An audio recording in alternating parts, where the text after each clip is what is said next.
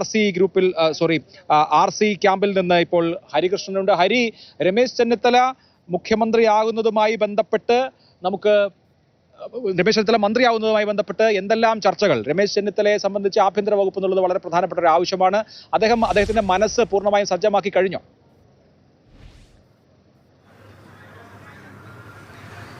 അഭിലാഷ്, അതിൽ ഒരു കാര്യം കൂടി നമുക്ക് മുൻപത്തെ കാര്യം കൂടി പരിശോധിച്ചാൽ, അതായത് കഴിഞ്ഞ ഉമ്മൻചാണ്ടി സർക്കാരിൻ്റെ അവസാന സമയത്ത് ആഭ്യന്തര വകുപ്പാണ് രമേശ് ചെന്നിത്തല കൈകാര്യം ചെയ്യുന്നത്. അപ്പോൾ സ്വാഭാവികമായിട്ടും ആഭ്യന്തര വകുപ്പിൽ അതിൽ താഴേക്കൊരു വകുപ്പ് പോകാൻ, ആ ഒരു വകുപ്പ് ഏറ്റെടുക്കാൻ രമേശ് ചെന്നിത്തല സന്നദ്ധനാകുമോ എന്നുള്ളത് വളരെ പ്രധാനപ്പെട്ട കാര്യമാണ്. കാരണം ഇപ്പോൾ ഈ അദ്ദേഹത്തിൻ്റെ പേരുമായി ബന്ധപ്പെട്ട് വകുപ്പുകളിൽ ചർച്ചകൾ വന്നതൊന്ന് ആഭ്യന്തര വകുപ്പും പിന്നൊന്ന് ധനവകുപ്പുമാണ്. അപ്പോൾ സ്വാഭാവികമായിട്ടും പഴയ കാലം കൂടി നമ്മൾ ഓർക്കുകയാണെങ്കിൽ ധനവകുപ്പ് അദ്ദേഹം സ്വീകരിക്കുമോ എന്നുള്ളത് വളരെ പ്രധാനപ്പെട്ട ചോദ്യമാണ്. അതിനുള്ള സാധ്യത വളരെ കുറവുമാണ്. ആഭ്യന്തര വകുപ്പ് തന്നെയായിരിക്കും അദ്ദേഹം മുൻപന്തിയിൽ വയ്ക്കുക. അദ്ദേഹത്തിന് താല്പര്യവും ഒരുപക്ഷെ അത് തന്നെയായിരിക്കും.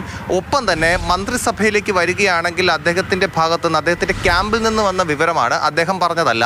അതായത് 2 മന്ത്രിമാരെ, അദ്ദേഹത്തിനൊപ്പമുള്ള 2 പേരെ കൂടി മന്ത്രിയാക്കണം എന്നുള്ളൊരു ആവശ്യം RC ക്യാമ്പിൽ നിന്ന് വരുന്നുണ്ട്. അത് ഒന്നാമത്തെ പേര് IC ബാലകൃഷ്ണനൊപ്പം അൻവർ സാദത്താണ്. ഈ 2 പേരെ കൂടി മന്ത്രിമാരാക്കണം എന്നുള്ളൊരു ആവശ്യം അദ്ദേഹം മുന്നോട്ട് വയ്ക്കുമെന്നുള്ളൊരു കാര്യമാണ് പറയുന്നത്. പക്ഷേ അദ്ദേഹം ഈ നേതാക്കളുമായി കൂടിക്കാഴ്ച നടന്നിട്ടൊന്നും അദ്ദേഹത്തിനെ അനുനയിപ്പിച്ചു എന്നുള്ളൊരു വാർത്ത നമുക്ക് നൽകാൻ ഇതുവരെ കഴിഞ്ഞിട്ടില്ല. കാരണം VD സതീശൻ ഇന്നലെ വന്ന് അദ്ദേഹത്തിനെ കണ്ടു.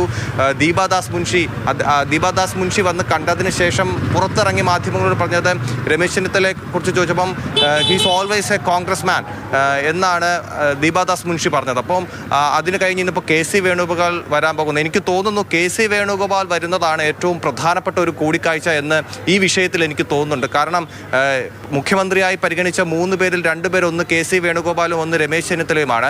ഈ 2 പേരും തമ്മിൽ കൂടിക്കാഴ്ച നടത്തുമ്പോൾ സ്വാഭാവികമായിട്ടും അതിന് രാഷ്ട്രീയ മാനങ്ങളുണ്ട്. ഒപ്പം തന്നെ രമേശ് ചെന്നിത്തലയെ അനുനയിപ്പിക്കുക ഉദ്ദേശം കൂടി ഉണ്ടാകുമോ? അതായത് രമേശ് ചെന്നിത്തലയ്ക്ക് വേണ്ടി KC വേണുഗോപാൽ നിലകൊള്ളുകയും KC പക്ഷത്തെ പ്രധാനപ്പെട്ട MLA-മാരെ മന്ത്രിമാരാക്കേണ്ടി വരുന്ന സാഹചര്യത്തിൽ, അല്ലെങ്കിൽ അങ്ങനെ ആ തരത്തിലുള്ള ഒരു സമ്മർദ്ദത്തിലേക്ക് പോകാമോ? അങ്ങനെ ആ കൂടിക്കാഴ്ചയ്ക്ക് പ്രാധാന്യമുണ്ട്. പക്ഷേ ആ രീതിയിലുള്ള ചർച്ച കടക്കുമോ എന്നുള്ളത് നമുക്ക് അറിയേണ്ടിയിരിക്കുന്നു. കാരണം ഞാൻ നേരത്തെ പറഞ്ഞില്ലേ, 2 പേരെയും മുഖ്യമന്ത്രി സ്ഥാനത്തേക്ക് പരിഗണിച്ച 2 പേരാണ്. അതിനുശേഷമാണ് VD സതീശനെ മുഖ്യമന്ത്രിയായി പ്രഖ്യാപിക്കുന്നു. ഇതിന് ശേഷമുള്ള ഒരു കൂടിക്കാഴ്ച കൂടിയാണ് KC വേണുഗോപാലും രമേശ് ചെന്നിത്തലയും സംബന്ധിച്ച്. രമേശ് ചെന്നിത്തലയ്ക്ക് പരിഭവമുണ്ട് എന്നുള്ള കാര്യം വ്യക്തമാണ്. അദ്ദേഹം അന്ന് നടന്ന അദ്ദേഹവുമായി ബന്ധപ്പെട്ട് അദ്ദേഹം ഗുരുവായൂർ പോയതും പിന്നെ പിറ്റേന്ന് വന്ന് അദ്ദേഹം തിരുവനന്തപുരത്ത് പ്രതികരിച്ചതും ഇതെല്ലാം നമുക്കറിയാവുന്ന കാര്യമാണ്. സ്വാഭാവികമായിട്ടും മന്ത്രിസഭയിലേക്ക് ഉണ്ടാകില്ല എന്നുള്ള തരത്തിലുള്ള വാർത്തകളൊക്കെ വന്നിരുന്നു. പക്ഷെ അതൊന്നും നിഷേധിച്ചിട്ടുമില്ല, ഉണ്ടാകുമെന്നൊട്ട് പറഞ്ഞിട്ടുമില്ല. എന്നാൽ മന്ത്രിസ്ഥാനത്തേക്ക് വരുമോ എന്നുള്ള ചോദ്യത്തിന് അദ്ദേഹത്തിൻ്റെ ഭാഗത്തുനിന്ന് പ്രതികരണമില്ല. ഏത് വകുപ്പ്, ആഭ്യന്തര വകുപ്പാണോ എന്നുള്ള സംബന്ധിച്ചൊരു ഔദ്യോഗിക ഇതെല്ലാം പാർട്ടി തീരുമാനിക്കുമെന്നുള്ള ഒരു മറുപടി മാത്രം പറഞ്ഞ് അദ്ദേഹം മാറുകയാണ് ഇതുവരെ ഉണ്ടായത്. ഈ നിമിഷം, ഇന്നത്തെ ദിവസം പോലും അദ്ദേഹത്തിൻ്റെ ഭാഗത്തുനിന്ന് മറ്റു പ്രതികരണങ്ങളോ ഒന്നും തന്നെ ഇതുവരെ ഉണ്ടായിട്ടില്ല.